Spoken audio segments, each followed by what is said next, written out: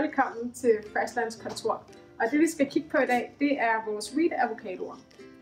Og det er den avocado, som der er i sæson for tiden. Hvordan kan man se, at en Wheat avocado den er moden? Og det kan man ikke ved, at den skifter farve, fordi den bliver faktisk ofte ved med at være grøn. Men i stedet så skal man kigge på der, hvor stilken sidder. Og det som man kan se gennem hullet, hvor stilken har siddet, det er, at frugtkødet har trukket sig 1-2 mm tilbage. Og det betyder simpelthen, at den er moden.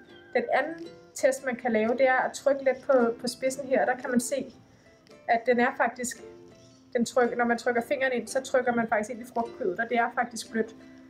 Så den her avocado, den er moden. Nu lad os prøve at skære den igennem og se, hvordan den ser ud indeni.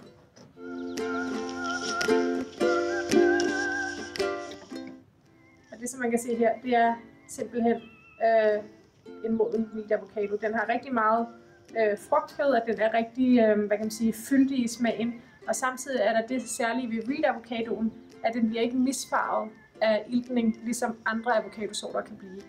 Så den bliver ved med at være flot gulgrøn i farven. Her kan I se.